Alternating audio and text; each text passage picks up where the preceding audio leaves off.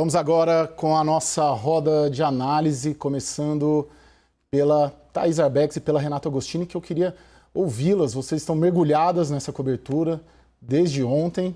E começar pela Thaís. Eu queria fazer a mesma pergunta para as duas. O Supremo Tribunal Federal fará um cálculo político na decisão jurídica que precisa ser tomada? Thaís. Boa noite, Caio, Naka, Renata e a todos que nos acompanham aqui no WW nessa noite.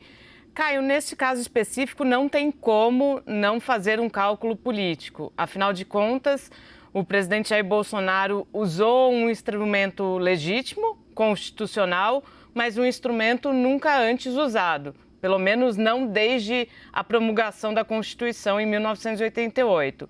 O presidente utiliza um ato, pega a parte da classe política de surpresa, pega o Supremo Tribunal Federal de surpresa e o que se espera, o que se diz agora dentro do Supremo Tribunal Federal é que é preciso, acima de tudo, além de uma união ali dentro, é preciso também cautela, é preciso olhar e medir quais serão os impactos de uma determinada decisão, Caio. Renata, sua avaliação, haverá política na decisão jurídica do Supremo?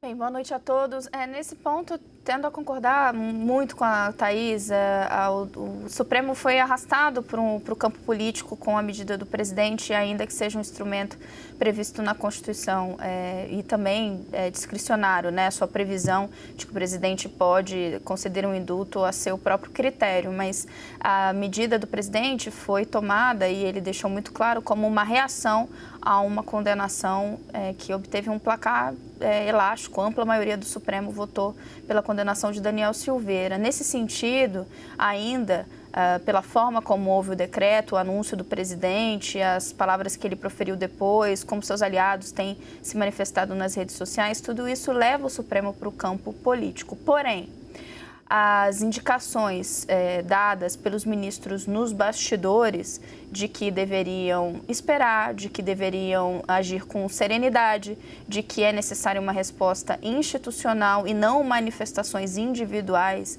essas indicações, elas nos levam para um caminho de que o Supremo quer dar uma resposta que seja enfática e tentar se respaldar por todos os lados numa resposta que seja definitiva no campo jurídico.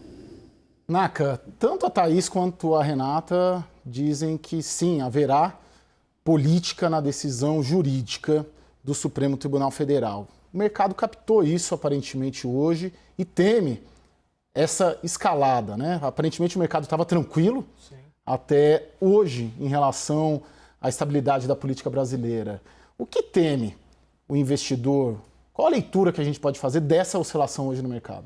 Caio, é interessante porque essa tranquilidade que a gente tinha até ontem, ela era muito calcada na ideia de que a gente teria uma disputa eleitoral provavelmente com alguma vantagem do ex-presidente Lula, mas com Bolsonaro ali competitivo, só que havia o risco de alguma confusão. Confusão como a gente viu na disputa eleitoral nos Estados Unidos. Eu conversei mais cedo com um grande gestor de fundos emergentes, de países emergentes como o Brasil, em Londres.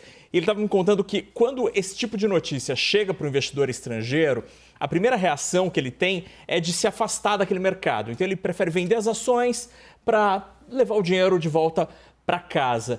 Porque o que teme esse investidor é que a disputa política gere tanta confusão institucional que passa a ser imprevisível o que vai acontecer com a economia. E a imprevisibilidade é a pior palavra que você pode ter na economia.